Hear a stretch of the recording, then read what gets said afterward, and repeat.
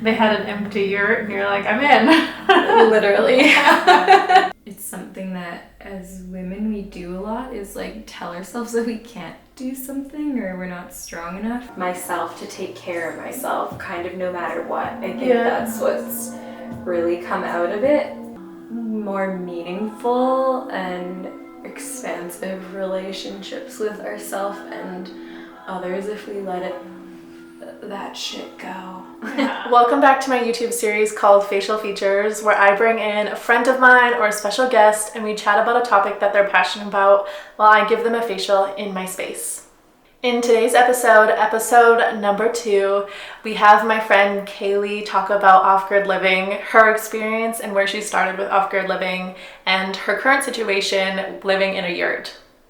We also dive a little bit into communal living, which I find extremely fascinating. So I hope you guys enjoy today's episode, and thank you so much for all the love on episode number 1. It means so much to me, so thank you so much. I am so grateful for everyone who tuned in and watched episode number 1.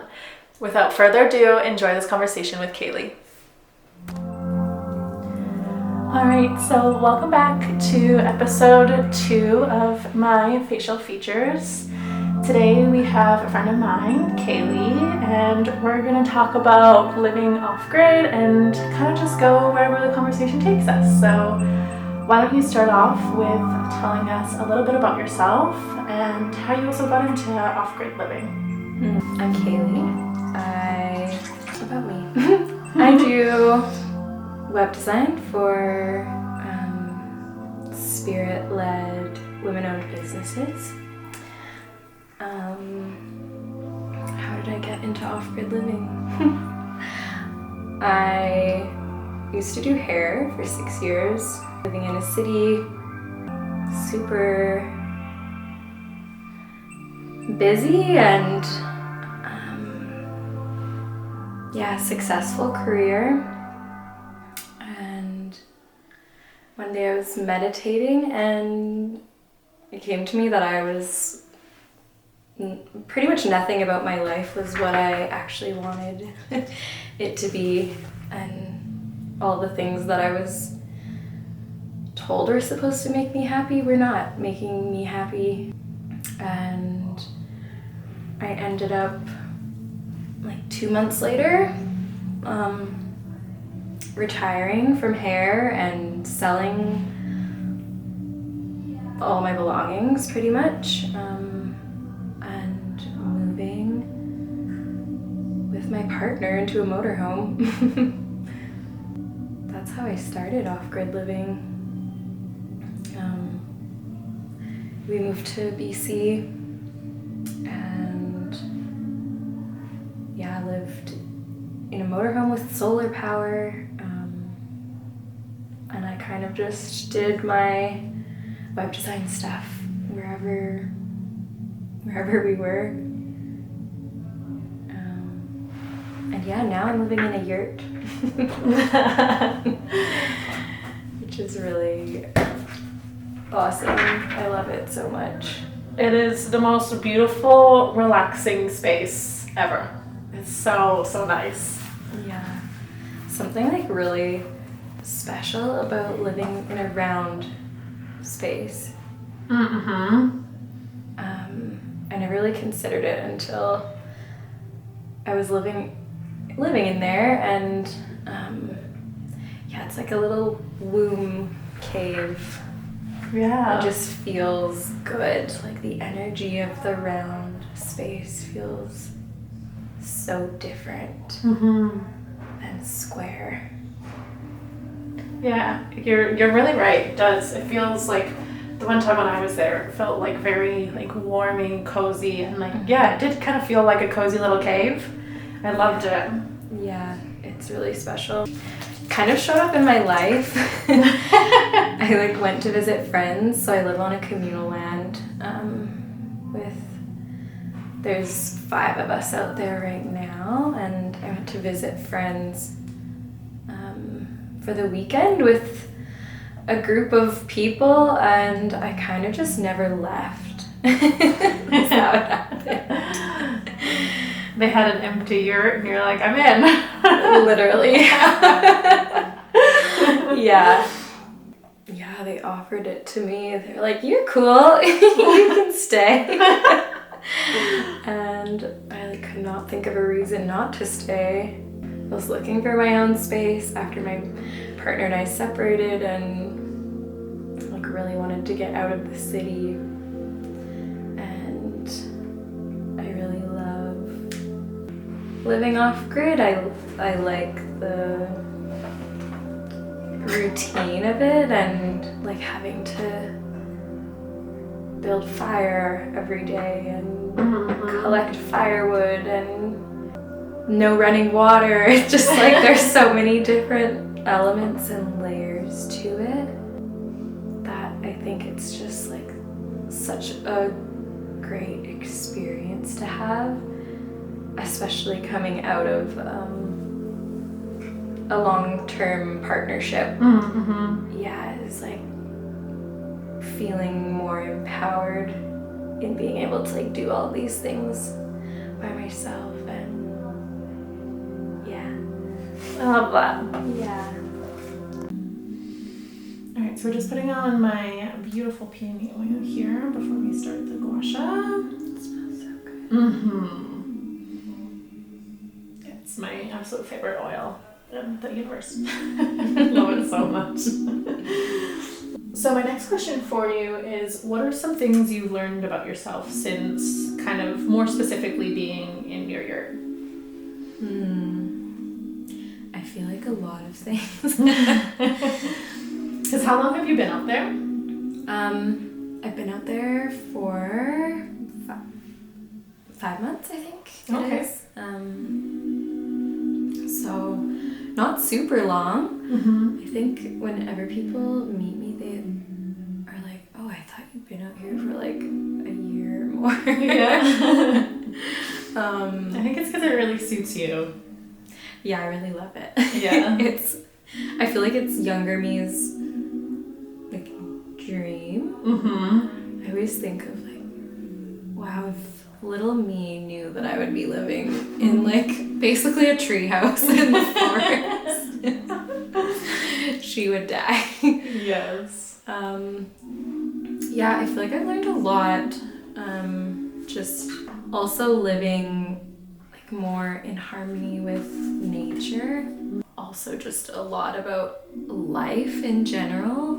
One of the biggest takeaways so far for me from living in a yurt is the like knowing that I can do the hard things. I don't need anyone else to like do the things for me, because I think especially being out of a long-term relationship, it was there's just always someone there. Right, yeah. And now doing like going and collecting firewood and like pulling it by sled, and there's just all these like day-to-day things, going to the spring and like getting water. Normally would have been something where I would kind of like tell myself that I couldn't do it or it was hard, and so I didn't want to do it. And now when I am in those moments, I'm like, this is hard, and I feel really grateful for it. Like it's what I wanted. I wanted this kind of life, and I've dreamed of living this way for a long time. It's something that as women we do a lot, is like tell ourselves that we can't do something, or we're not strong enough, or like it's too scary. And it's something that I hear from a lot of women when they like find out that I live in a yurt, and that I live off grid, and like the land isn't serviced at all. There's no power or anything. And so many women are like, I like dream of doing that, but I could never.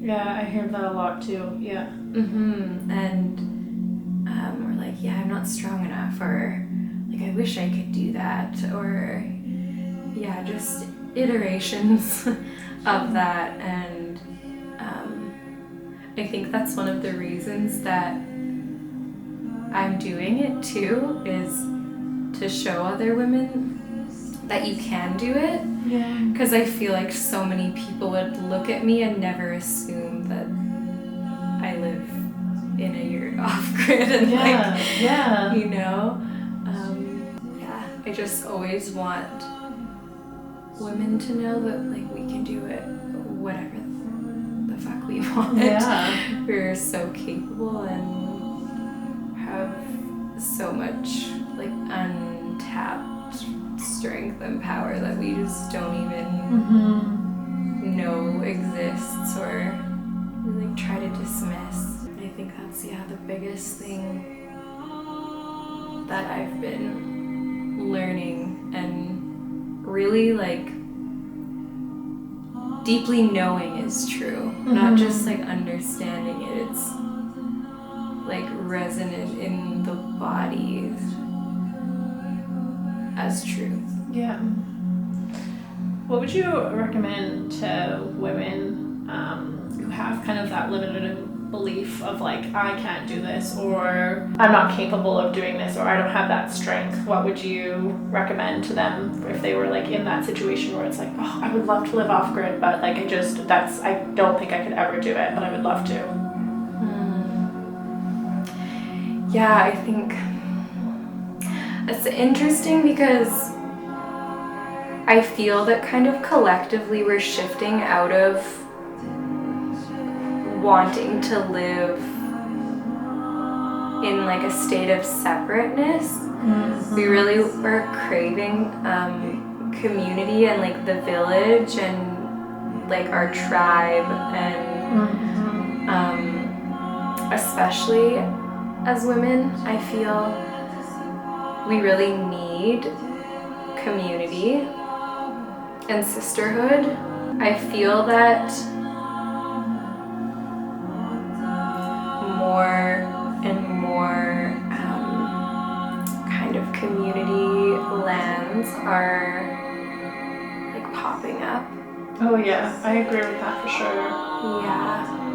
And I guess for me what's been comforting is like I get the experience of doing it on my own and like being in my own yurt and taking care of my own fire and doing all these things, but I'm not fully by myself. Like I'm not living in the woods where I don't know anyone. Right. And so there's a sense of comfort there for me that I get to do it and feel empowered. And also like there's people there, there's community and village. Yeah, I guess I just want to say like being surrounded by people that can support you through those beliefs, because there's just so much strength in that. Yeah, I think community has become like more and more especially like communal areas, communal spaces, communal living has become a lot more popular. And yeah, I think it's really nice when you have like that support system instead of, like you said, just going out on your own and, you know, kind of being in the middle of nowhere. It's helpful to find maybe like a more of a communal space where you can have support, or people have been through this like seasons before or whatever, and they kind of know the basis of it. Yeah, I feel like I'm just the type of person who a lot of people when they kind of get to know me, they're like, you just don't do things like half-assed. Like you just jump right into things, and I definitely do feel that's true. Like I'm quite impulsive, which isn't always the greatest, but a lot of times it helps me in not overthinking all of like maybe the things that could go wrong, or like reasons why I shouldn't do something. I think that's how so many of like the greatest experiences I've had have come about, is like just saying yes, even if it feels really scary, because I definitely, even like with the impulsiveness, feel like, oh, what could happen? Like the fear aspect like still exists.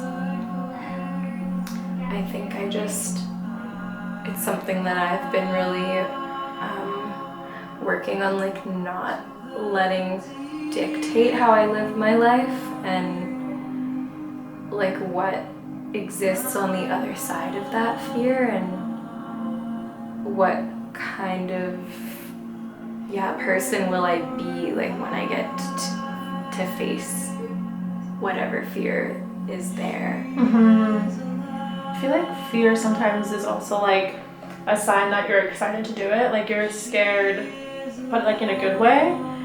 Like fear kind of leads you into the guidance of like, oh, you're scared because like you also really want to do it. Like what's also it happens if you don't do it as well can also be that fear. Yeah, it's like when you get really excited about something, and also when you are scared of something, it almost feels like the same kind of feeling. So how do you know which one it is? Yeah, your body can't tell the difference between the two. Yeah, something that I've been like playing with, and in that realm of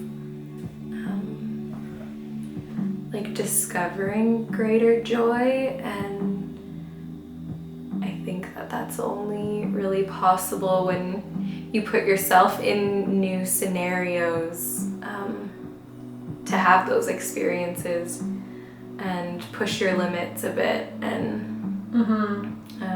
go outside your comfort zone. Yeah, something that I've really noticed since living on the land is like when I'm doing something difficult, the stories that my mind starts to tell me of like I can't do it, and these like programs that run, and really just like talking to them and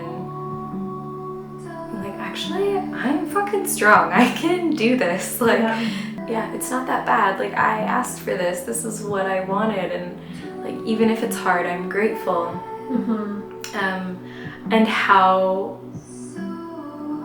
much has come from like shifting those thoughts in my mind, and like the things that I've been able to do that I thought I couldn't do because I told myself I couldn't, is just so obvious now to me. And I think it's like being carried over into so many other aspects of my life, like my business and relationships, and just so many things in my life have shifted in really big ways since I moved off grid.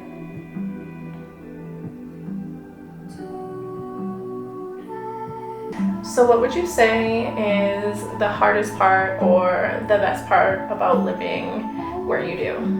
The hardest part would be, for me, no running water. No, that's not even really that hard. Doesn't really feel that hard. I do love baths, so that's for me. It's like, oh, I would really love to have a bath, or I guess also like the freezing temperatures living in a yurt off grid in somewhere like Alberta, and it getting down to like -40 or -50 is, if you leave for any like extended period of time, everything freezes inside. Yes. The yurt, which for the most part is fine.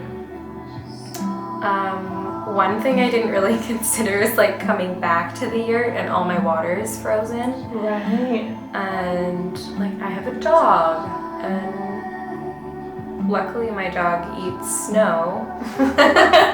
Or like there is snow, but also at one point there wasn't really much snow. No, there wasn't.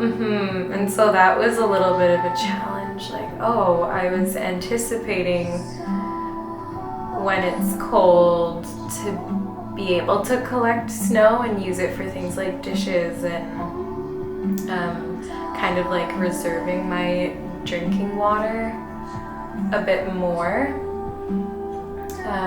So yeah, there's definitely been things that are like a learning curve living off grid. But ultimately I wouldn't say that there's anything that in this experience has felt that hard to me.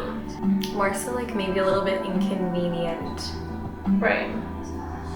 But it's kind of like a trade-off. I mean, I get to live somewhere where there's like you don't have bills.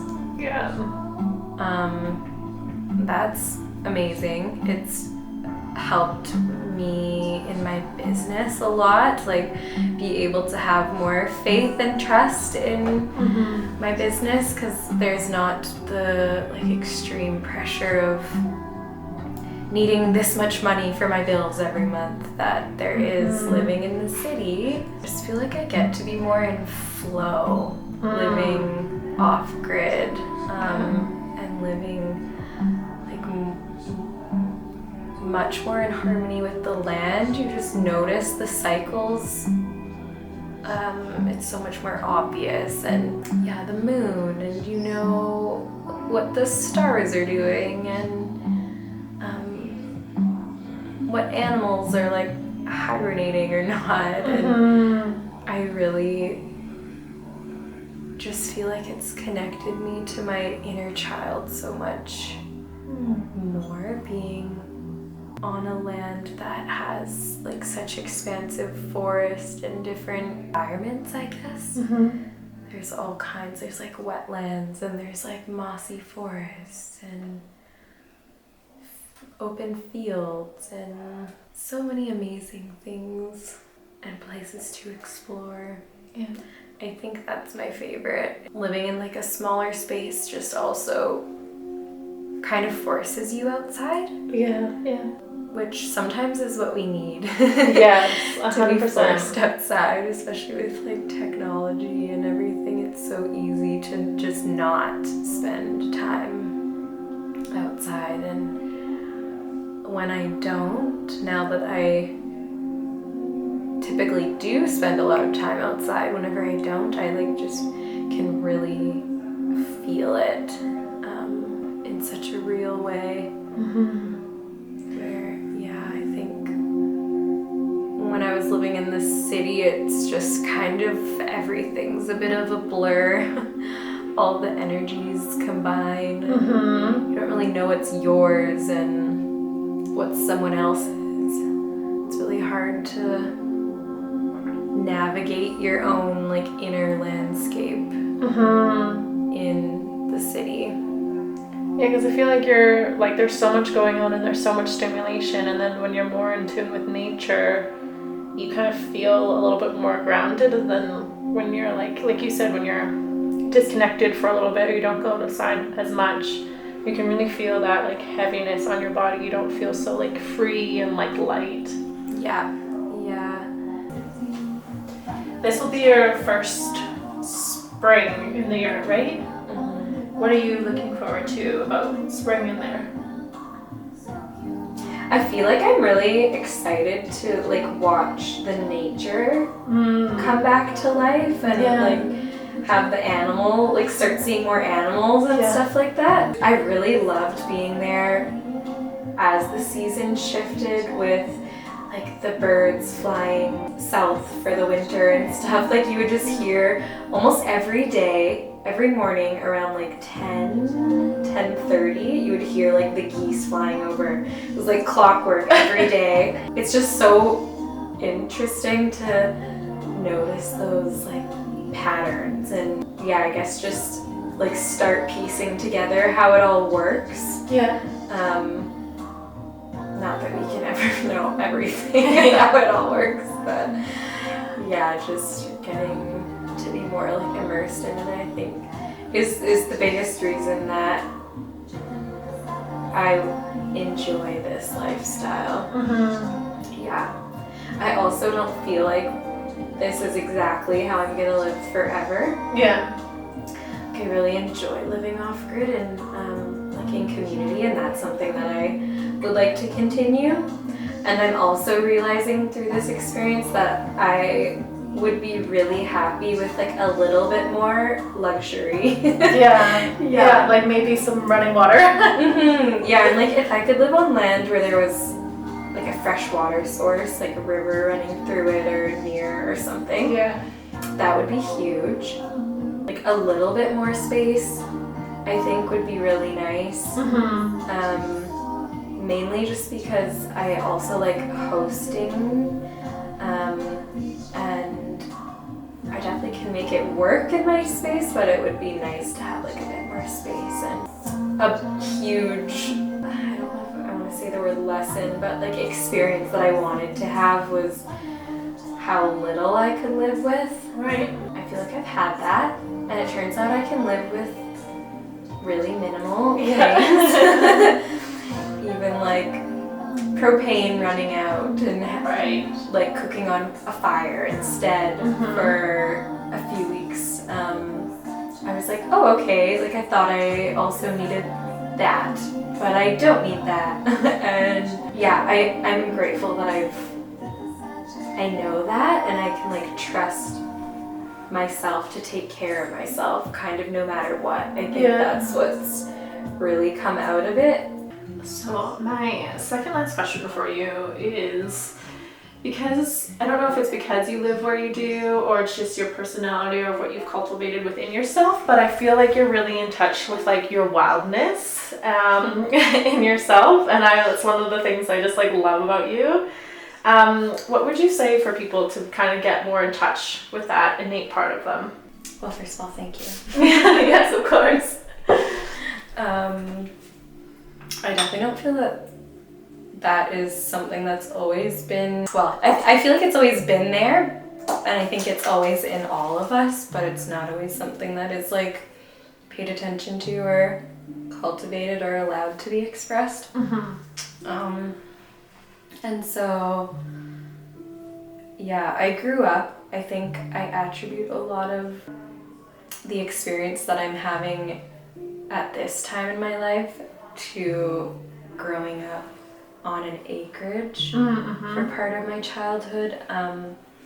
And like at that time I was an only child. And so like outside was my best friend basically. And spent a lot of time like exploring and like running with my hair in knots and like never wanting to brush my hair and like trying to ride horses bareback that were like wild horses living on our land. And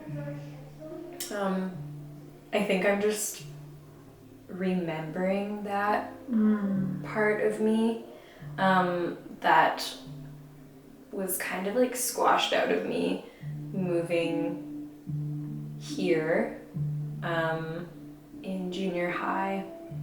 I came from a farm in small town in BC on Vancouver Island and was different. Really wanted to like wear all the cool things and like be accepted, and nobody really was like me, I feel like, when I moved here. And so I feel like I really that part of me didn't feel safe to be expressed as I kind of got older. I think what started really bringing it out again for me was mirror work. And I didn't really know what that was. I didn't know it was like a thing when I was doing it, or that other people did it, or that it had a name, or what it was. But I used to do it when I was little, and I also, obviously, when I was little, didn't know what that was. But I used to sit in front of the mirror and like look at myself and like watch myself cry or watch myself laugh or like talk to myself in the mirror. And I think being an only child for a long time too, that was part of it. Just like feeling like there was somebody else. And I started doing that again during COVID. And I think it was really about like releasing what I feel like I'm supposed to do or how I'm supposed to look or feel, and just like allowing the intelligence of my body to express itself. I like started allowing my body to move in whatever ways that it wanted to move and express however it wanted to. And I think that just like started making space for, I guess, more like wildness to come out and to be seen. And I just feel like I've kept cultivating that, and it's something that is really important to me because I lived a lot of my life without that piece, and I know how like deeply unhappy and like unfulfilled I felt without this aspect of wild prime, maybe like a little bit more primal raw expression. I think it's so important, especially for everyone, but there's just something really necessary for the feminine to like reclaim this peace. Not have to be so polished all the time. I think that's something that I'm still working through. I think it's such a process, but especially working like in the hair industry, the beauty industry, have such more meaningful and expansive relationships with ourselves and others if we let that shit go. And embraced I'm not perfect. Like I'm perfect in my imperfectness, but like nothing about me is perfect. And I also think living more in tune with nature is just really shown me that is how everything is in the world. Like there's not a single thing that is so perfect, but in it, the imperfections, that is where the perfection is. And you can see that by like how leaves are, and you know, like all the intricacies in it are perfect, but like as the whole, when you're looking at it,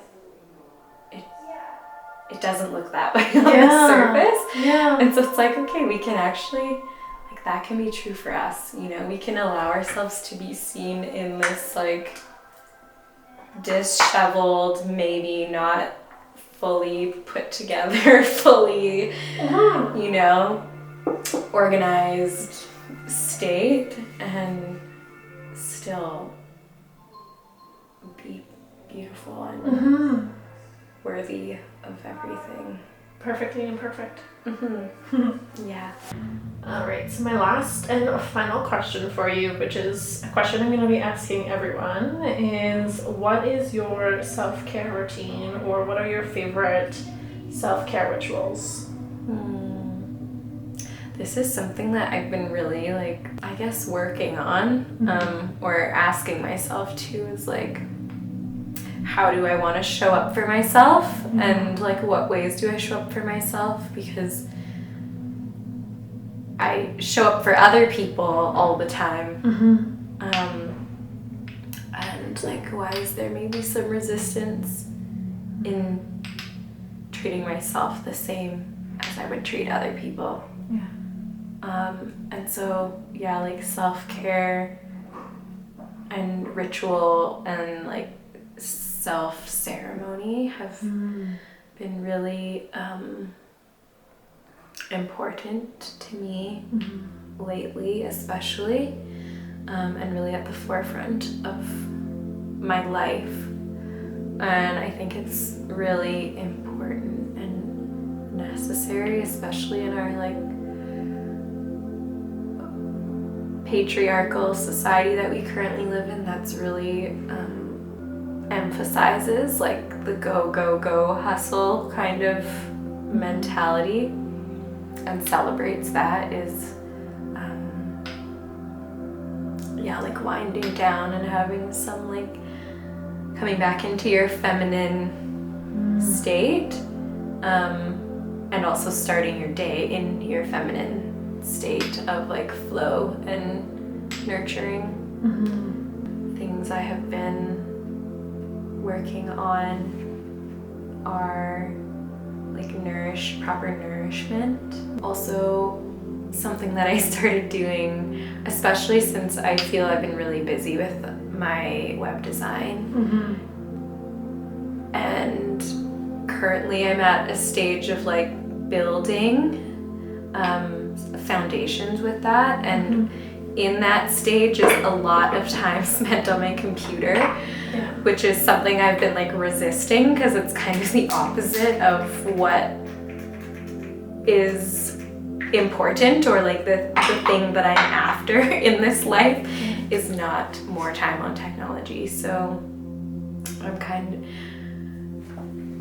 I feel like I'm shifting my mentality around it a lot lately, and something I've implemented is an alarm every hour, and it has an affirmation on the alarm and a song that I like, and I will get up and dance or like move my body in some way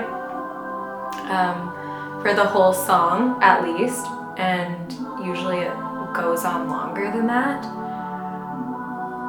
But it's been so transformational, I feel like, in my workday, and like remembering to come back into my feminine energy and not just like sitting in the masculine energy, which is great for a lot of things. And as a woman, like I can't just live in the masculine energy. And like our creativity comes from the feminine, and so yeah, I think that's where I've been out of tune in the past, is like not really, I get stuck in this like I have to do this, and it has to be done now, and like I don't have any time for anything else. And it's amazing how quickly an hour goes by on a screen. And that is something that's like so eye-opening about having an alarm every hour when I'm doing web design. I'm like, that was an hour? Whoa. I've caught myself being like, I literally just got up. I don't want to. Yeah, so that's been one of my latest forms of self-care, is like, it's actually really important to move your body. It's really necessary and good for you, and fun also. How does your skin feel? So good. Good, it's glowing. Thank you so much for coming in and being my second guest on Facial Features. And I will put all of your information in the description so people can find you as well if they don't already know who you are. Thank you. Yeah, you're welcome. Thank you so much. It's so fun.